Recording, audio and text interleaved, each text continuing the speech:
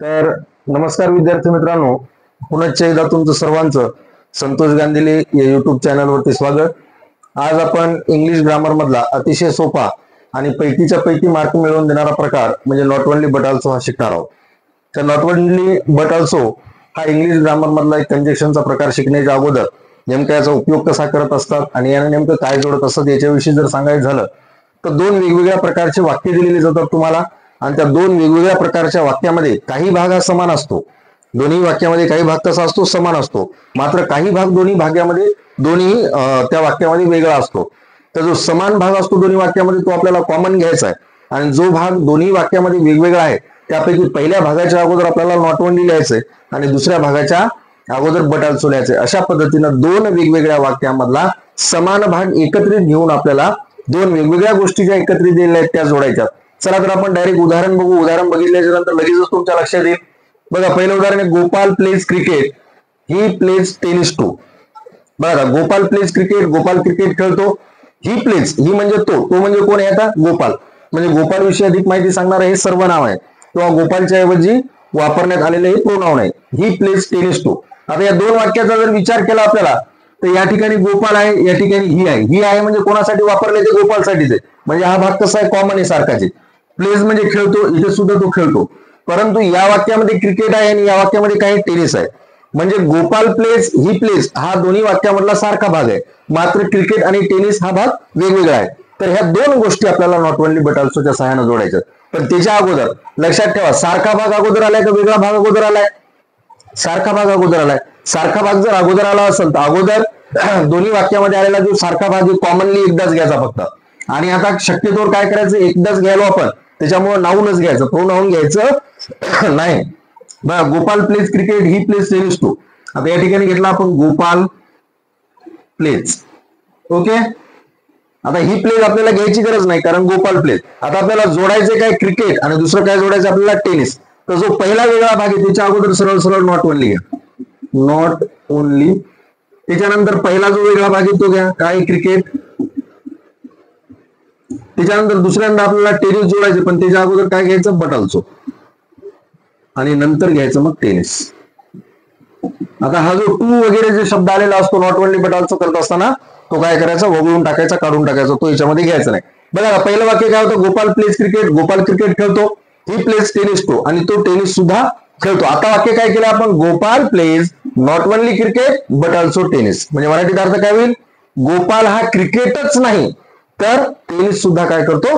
खेळतो. अशा पद्धतीने नॉट ओनलीचा उपयोग. आता खालचं वाक्य बघा, खालच्या वाक्यामध्ये काय सांगितले? Kerala produces rubber, Tamil Nadu produces rubber. बरोबर आहे. आता प्रोड्युसेस रबर आणि प्रोड्युसेस रबर हा दोन्ही वाक्यामधला आलेला सारखा भाग आहे. मात्र वेगवेगळा काय आलेला आहे? पहिल्या वाक्यात केरळ आले, दुसऱ्या वाक्यामध्ये तमिळनाडू आले. म्हणजे हे दोन वेगवेगळे आलेले राज्यांचे नावं आता आपल्याला कशाच्या सहाय्याने जोडायचे? Not only but also. आता वरचं जर वाक्य बघितलं तर वरच्या वाक्यामध्ये सारखा भाग अगोदर आला होता. बघा, गोपाल प्लेज, ही प्लेज हा सुरुवातीला आला होता वाक्याच्या आणि क्रिकेट आणि टेनिस जे वेगवेगळे भाग होते ते शेवटी आले होते. म्हणजे या वाक्यामध्ये बघा जे वेगवेगळे भाग आहेत ते अगोदर आले. जसं की केरला अगोदर आलेला आहे आणि तमिळनाडू आलेला आहे. तर केरला आणि तमिळनाडू हे आपल्याला नॉट ओनली बट ऑल्सोच्या सहाय्याने जोडायचे. मग कशा पद्धतीने जोडसाल? सुरुवातीला जसं नॉट ओनली घ्यायचं, नॉट ओनली केरला. आता दुसऱ्यांना काय जोडायचं आपल्याला? तमिळनाडू. त्याच्या अगोदर but also, but also Tamil Nadu. आणि आता जो सारखा भाग आलेला आहे दोन वेळा तो मात्र एकदाच घ्यायचा. काय घ्यायचा मग आता? Produces rubber, produces rubber. Okay, आलं लक्षात? फक्त एकच काम करायचं आपल्याला, दोन वाक्यामध्ये कुठला भाग सारखा आलाय आणि कुठला भाग वेगळा आलाय. जो भाग सारखाच आला असेल तो दोन्हीपैकी एकदाच घ्यायचा कॉमन. आणि जे दोन वेगवेगळे भाग आलेले आहेत, जे दोन वेगवेगळ्या क्रिया त्या वाक्यामध्ये आलेल्या आहेत त्या आपल्याला कशाच्या सहाय्याने जोडायच्या? नॉट ओनली बट ऑल्सोच्या सहाय्याने जोडायच्या. आता कधी कधी काय करतात, तुम्हाला असे दोन वाक्य दिले जातात आणि कंसामध्ये सूचना दिली जाते use not only but also. तर कधी कधी तुम्हाला बोथचं वाक्य दिलं जातं, बोथ आणि अँडचा वापर करून, किंवा ऍज वेल ऍजचं दिलं जातं आणि अशाही वाक्यामध्ये नॉट ओनली बट ऑल्सो करायला सांगतात. उलट वरच्या वाक्यापेक्षा याच्यामध्ये करायला सोपं आहे. कसं?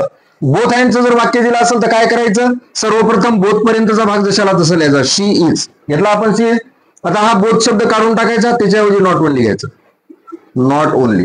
त्याच्यानंतर बोथच्या नंतर पहिली घटना दिलेली असते क्लेवर. त्याच्यानंतर अँड जो शब्द आलेला आहे तो काढून टाका, त्याच्याऐवजी बट ऑल्सो घ्या, आणि शेवटी राहिलेला भाग जशाला तसा. म्हणजे काय वाक्य झालं, she is both clever and active. म्हणजे ती क्लेव्हरही आहे आणि ऍक्टिव्ह आहे, बरोबर आहे. त्याच काय केलं आपण, she is not only clever but also active. म्हणजे क्लेव्हर आणि ऍक्टिव्ह ह्या दोन वेगवेगळ्या विशेषण ज्या मुलीला लागले आहेत ते आपण नॉट ओनली बट ऑल्सोच्या सहाय्याने घेतलं. आता कधी कधी काय होत असते, ऍज वेल ऍजचं वाक्य दिलेलं जातं. मग ऍज वेल ऍजचं जर वाक्य दिलं असेल तर ऍज वेल ऍज सुद्धा काय करत असते, दोन वेगवेगळ्या प्रकारच्या गोष्टी एकत्रितपणे नॉट ओनली बट ऑल्सो जोडत असते.